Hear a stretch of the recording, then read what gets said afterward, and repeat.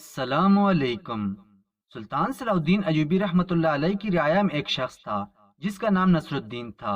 اس نے جائیداد کے پیچھے اپنے چچا کو قتل کر ڈالا تھا، جس وجہ سے سلطان صلاح الدین ایوبی رحمۃ اللہ علیہ نے اس کو سزا کے طور پر پھانسی کی سزا سنائی تھی۔ وہ اس سزا کے بعد بہت جھٹپٹایا تھا۔ اس نے معافی کی درخواست کی تھی، لیکن اس کی بات کو رد کر دیا گیا تھا کیونکہ وہ ایک قاتل تھا، اور قاتل کی سزا ہمیشہ سے ہی پھانسی ہوتی ہے۔ جبکہ وہ آدمی اپنی سزا سننے کے بعد مسکرا رہا تھا، جبکہ پھانسی ملنے کے بعد لوگ یکدم خاموش ہو جاتے ہیں یا پھر ان کی حالت دوہری ہو جاتی ہے۔ لیکن ایسی کوئی بھی خاصیت اس شخص میں بالکل پائی نہیں جا رہی تھی۔ اس انسان کو کال کوٹری میں بھیج دیا گیا۔ 2 دن بعد اس کو پھانسی ہونی تھی، اور اس چیز کا سب لوگوں کو ہی انتظار تھا، کیونکہ یہ خبر رعایا میں آگ کی طرح پھیل چکی تھی۔ ایک بھتیجے نے جائیداد کی خاطر اپنے چچا کا قتل کر ڈالا۔ سلطان صلاح الدین ایوبی رحمۃ اللہ علیہ بھی اس پھانسی کو لے کر تھوڑا پریشان تھے، کیونکہ اس انسان کا چہرہ اس کی آنکھوں کے سامنے بار بار آ رہا تھا کہ وہ اپنی سزا سننے کے بعد کس طریقے سے مسکرا رہا تھا۔ اچھے سے اچھا انسان بھی موت کی خبر سے خوفزدہ ہو جاتا ہے، لیکن یہ شخص بالکل بھی اپنی موت کی خبر سننے کے بعد گھبرایا ہوا نظر نہیں آ رہا تھا۔ 2 دن بعد پھانسی مقرر کی گئی اور پوری رعایا کے سامنے اس کو پھانسی دی جانی تھی۔ سلطان صلاح الدین ایوبی رحمۃ اللہ علیہ بھی اس میدان میں موجود تھے اور اپنی نشست پر بیٹھ کر اس منظر کو گہری نگاہوں سے دیکھ رہے تھے۔ جلاد اس آدمی کے قریب کھڑا ہوا اور بلند آواز میں بولا، بتاؤ اے آدمی، تمہاری آخری خواہش کیا ہے؟ جبکہ وہ آدمی اس جلاد کی بات کو سن کر ایک بار پھر مسکرایا تھا، جبکہ اس کی مسکراہٹ کو لوگوں نے بڑی حیرانی سے دیکھا تھا۔ سلطان بھی حیران ہو رہے تھے کہ یہ شخص مسکرا کیوں رہا ہے۔ جلاد بھی اس آدمی کو دیکھ کر حیران ہو رہا تھا، لیکن جلاد نے اپنی حیرانگی کو چھپا لیا اور جھنجھلاتے ہوئے کہنے لگا، جلد سے جلد اپنی آخری خواہش بتاؤ تاکہ ہم اس کو پورا کریں اور تمہیں پھانسی پر چڑھائیں۔ اس آدمی نے جلاد کی بات سن کر جو خواہش ظاہر کی وہ وہاں موجود تمام مجمع کو اور سلطان کو حیران کر گئی تھی۔ جلاد اس آدمی کی خواہش سن کر حیران ہوئے تھے اور کہنے لگا، تم جانتے ہو کہ تم یہ کیا کہہ رہے ہو؟ تمہیں اس بات کا علم ہے؟ وہ آدمی سر اس بات میں ہلاتے ہوئے کہنے لگا، ہاں میں جانتا ہوں کہ میں کیا کہہ رہا ہوں، میں اپنی قبر کشائی کروانا چاہتا ہوں۔ سلطان اپنی جگہ پر بیٹھے ہوئے ہی کہنے لگے، اے آدمی، تمہارا دماغ ٹھیک ہے؟ تم کیا بول رہے ہو؟ تمہیں اس بات کا علم ہے کہ تم اپنی قبر کشائی کروانے کی بات کر رہے ہو؟ وہ آدمی ایک بار پھر سر اس بات میں ہلاتے ہوئے پورے مجمع کی جانب دیکھتے ہوئے کہنے لگا، جی سلطان معظم، میں اپنی قبر کشائی کروانا چاہتا ہوں، لیکن میری قبر کشائی تقریباً 3 ماہ کے بعد کی جائے۔ جبکہ وہاں موجود تمام لوگ حیران ہو گئے۔ اس آدمی نے سلطان سے وعدہ لیا کہ وہ ہر حال میں اس کی قبر کشائی کریں گے۔ یہ سن کر سلطان نے جلاد کو حکم دیا کہ اسے پھانسی دے دی جائے اور اس کی میت کو اس کے خاندان کے پاس بھیج دیا جائے۔ جبکہ وہ خود حیران و پریشان اپنی جگہ سے اٹھ کر محل کی طرف روانہ ہو گئے۔ انہیں سمجھ نہیں آ رہا تھا کہ یہ کیسی آخری خواہش ہے۔ ایسی خواہش والا انسان کوئی بھی ان کے سامنے نہیں آیا تھا۔ لوگ بڑی عجیب خواہش ظاہر کرتے تھے، لیکن اس شخص کی آخری خواہش نے تو ان کو حیران ہی کر دیا تھا۔ وہ مسلسل اس آدمی کے بارے میں سوچے جا رہے تھے۔ نصر الدین کا قد تقریباً 6 فٹ کے قریب تھا۔ وہ اپنے وقت کا بہت اچھا مستری تھا۔ وہ لوگوں کے گھر بناتا تھا، لیکن جائیداد کے پیچھے اپنے چچا کا قتل کر ڈالا تھا، اور یہ بات سلطان کو بھی برداشت نہ ہوئی، اس لیے انہوں نے بنا کوئی بات کیے اسے پھانسی کی سزا سنائی تھی۔ اور اس کے بعد سلطان نے اپنے سپاہیوں کو اس قبر کے پاس ہی حفاظت کے لیے مامور کر دیا تھا، تاکہ کوئی بھی اس کی قبر کو نقصان نہ پہنچا سکے، کیونکہ 3 مہینے بعد اس کی قبر کشائی ہونی تھی۔ پوری رعایا میں یہ بات جنگل کی آگ کی طرح پھیل گئی کہ سلطان کی سلطنت کا ایک مجرم جس کو سزائے موت کی سزا سنائی گئی ہے، اس نے اپنی خواہش 3 ماہ بعد اپنی قبر کشائی کی رکھی ہے۔ سب لوگ اس چیز کو لے کر تجسس کا شکار تھے۔ بہت سے لوگوں کا کہنا تھا کہ وہ اپنی بے گناہی ثابت کرنے کے لیے قبر کشائی کروانا چاہ رہا ہے، لیکن سلطان یہی سوچ رہے تھے کہ وہ انسان بہت ہی پراسرار ہے، کیونکہ وہ اپنی موت کی خبر سن کر مسکرا رہا تھا۔ اسے اپنی موت کا کوئی بھی خوف نہیں تھا۔ سلطان نے تقریباً 3 ماہ اسی بارے میں سوچتے ہوئے گزار دیے تھے۔ وقت اپنی تیز رفتاری کے ساتھ گزر رہا تھا، لیکن پوری رعایا اور سلطان کی ساری سوچ اس آدمی سے ہی جڑی ہوئی تھی۔ 3 مہینے بعد آج وہ وقت آ گیا۔ سب لوگ اس قبر کے پاس پہلے سے ہی پہنچ چکے تھے۔ سلطان جب اس قبر پر پہنچے تو وہاں لوگوں کا ایک جمع غفیر تھا۔ سلطان یہ دیکھ کر حیران رہ گئے اور ساتھ پریشان بھی ہو رہے تھے کہ کہیں کوئی مسئلہ پیش آیا تو سارے لوگ ہی مصیبت میں آ جائیں گے۔ تھوڑی دیر کے بعد سپاہیوں کے ہمراہ قبر کشائی شروع کی گئی۔ اکثر ایسا ہوتا ہے کہ کچھ عرصہ بعد قبر سے بدبو آنا شروع ہو جاتی ہے، لیکن یہاں ایسا کچھ بھی نہیں ہوا تھا۔ وہاں پر موجود سبھی لوگ چہمگوئیاں کر رہے تھے کہ یہ آدمی بہت نیک تھا۔ اب وہ لمحہ آ گیا جس کے لیے سب لوگ 3 ماہ سے بے چین تھے۔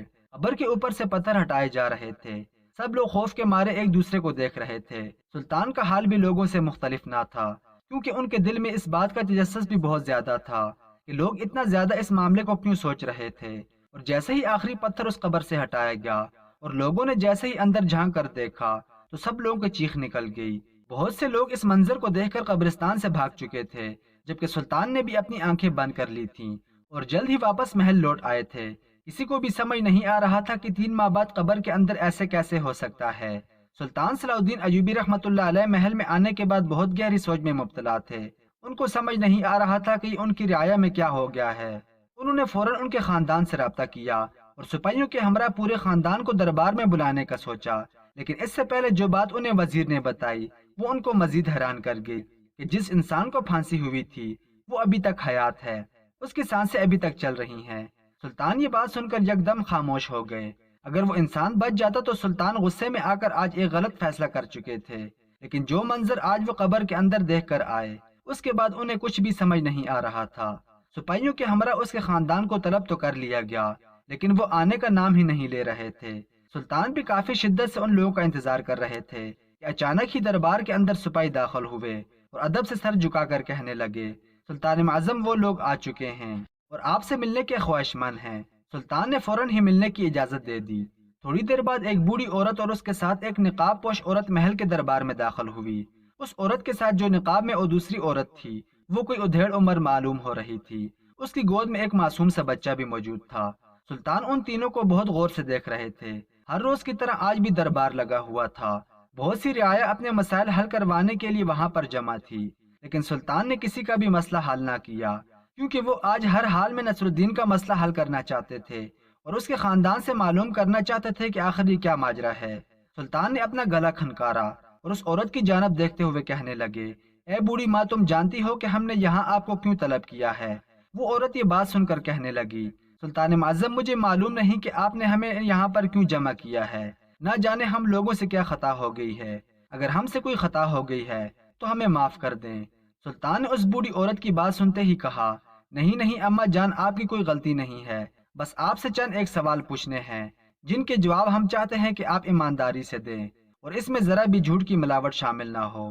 بوڑھی عورت خاموشی سے سر جھکا کر کہنے لگی، سلطان معظم، ہم مرتے ہیں تو مر جائیں لیکن ہم آپ سے جھوٹ نہیں بولیں گے۔ سلطان نے یہ بات سنی تو کہنے لگے کہ بتاؤ تمہارے بیٹے نے تمہارے دیور کو کیوں مارا تھا؟ وہ بوڑھی عورت سلطان کی جانب دیکھ کر کہنے لگی، سلطان معظم، اب ان باتوں کا کیا فائدہ جب میرا بیٹا اس دنیا سے جا چکا ہے؟ جس نے قتل کیا تھا اس کو سزا مل چکی ہے، اب کوئی فائدہ نہیں ان سب باتوں کا۔ سلطان نے جب یہ بات سنی تو نفی میں سر ہلاتے ہوئے کہنے لگے، جتنا آپ سے پوچھا گیا ہے آپ اس کا جواب دیں، مجھے نہ بتایا جائے کہ کیا صحیح ہے اور کیا غلط۔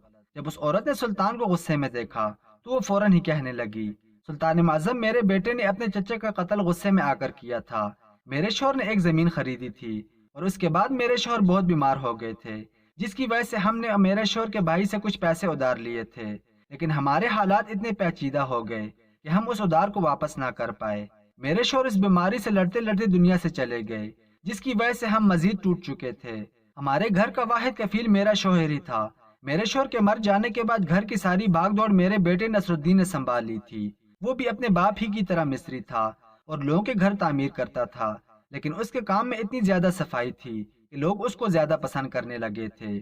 میرے بیٹے نے اپنے چچا سے وعدہ کیا تھا کہ وہ بہت جلد ہی اس کا قرض اتار دے گا، لیکن اس کے باوجود بھی میرا دیور اس بات کو قبول نہیں کر رہا تھا اور ہر روز ہمارے گھر آتا۔ کچھ دنوں بعد تو اس نے حد کرنا ہی شروع کر دی تھی۔ وہ بہت برے لوگوں کو ہمارے گھر بیچ کر ہنگامہ کروا رہا تھا۔ یہ سب کچھ میرے بیٹے کو بہت ہی ناگوار گزرا۔ ہمارے گھر میں ایک نوجوان بہو بھی موجود تھی اور اس کا چھوٹا بیٹا ان سب چیزوں کو دیکھ کر بہت ڈر رہا تھا۔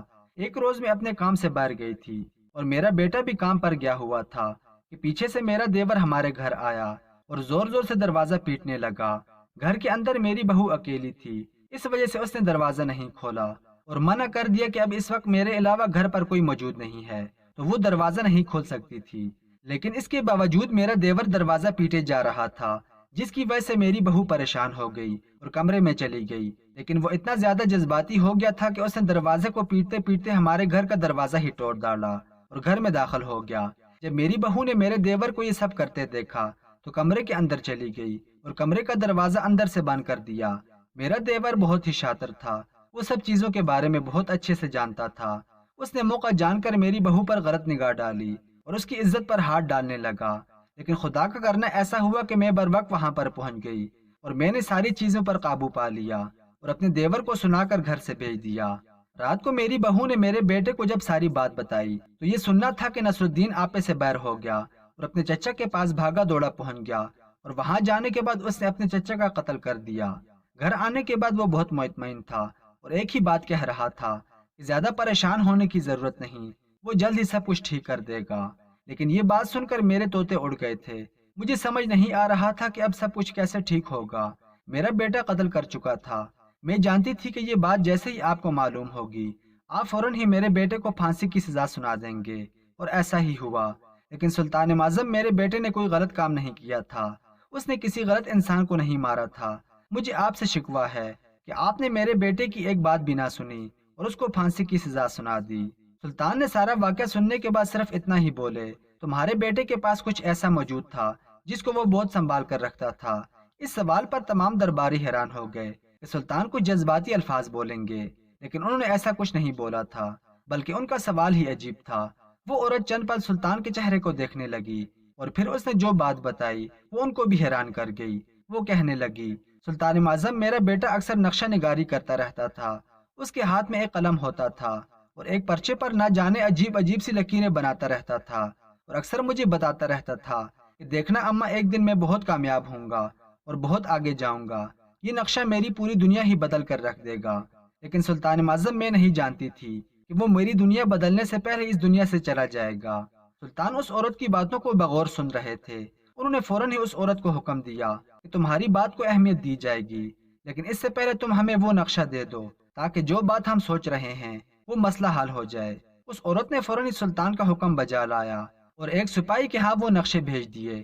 سلطان نے جب ان نقشوں کو دیکھا تو بہت سی چیزیں سمجھ چکے تھے۔ وہ اپنے سپاہی اور وزیر کے ہمراہ قبرستان آ گئے اور مزدوروں کو حکم دیا کہ مزید اس قبر کو کھودا جائے۔ جیسے ہی اس قبر کو کھودا گیا تو وہ حیران تھے، کیونکہ اس قبر کے اندر ایک سرنگ تھی۔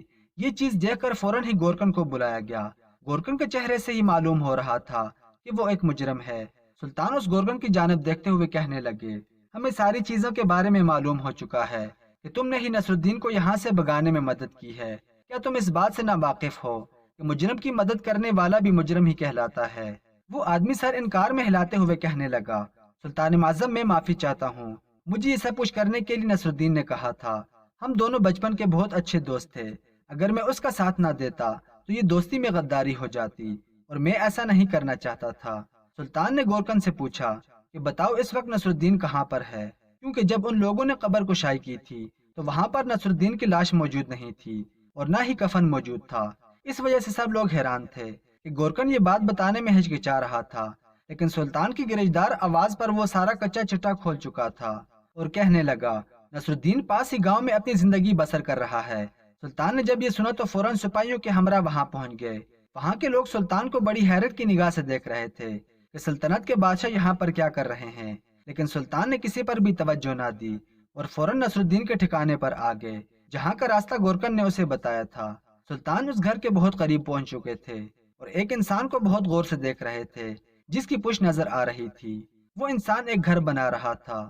سلطان نے سپاہی اس آدمی کے پاس بھیجے اور ان لوگوں نے تھوڑی سی بات چیت کے بعد جیسے ہی اس کا رخ سلطان کی طرف موڑا تو ان کی آنکھیں پھٹی کی پھٹی رہ گئیں، کیونکہ سامنے کوئی اور نہیں تھا بلکہ نصر الدین موجود تھا، جس کو بھرے مجمع میں پھانسی دی جا چکی تھی۔ اس نے بھی جب سلطان کو دیکھا تو ایک بار پھر مسکرایا۔ اس کے چہرے پر وہی مسکراہٹ موجود تھی جو اس دن آخری خواہش کرتے ہوئے موجود تھی۔ سلطان نے اس کی طرف دیکھتے ہوئے حیرانگی کا اظہار کیا اور کہنے لگے کہ مجھے یقین نہیں آ رہا کہ تم زندہ ہو اور آپ کا سارا ماجرا آپ کی ماں کی زبانی سن چکے ہیں، لیکن یہ کیا معاملہ ہے؟ تو زندہ کیسے بچ گیا؟ اس بارے میں مجھے بتاؤ۔ نصر الدین نے جب یہ بات سنی تو مسکراتے ہوئے کہنے لگا، میرے گلے کی ہڈی بڑی ہے۔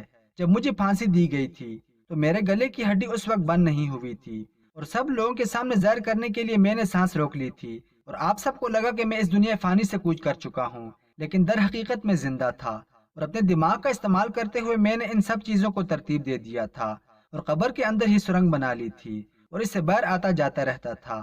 میں مانتا ہوں کہ میں نے اپنے چچا کا قتل کیا ہے، لیکن وہ انسان ایک اچھا انسان نہیں تھا۔ اس نے میری بیوی پر غلط نگاہ رکھی ہوئی تھی۔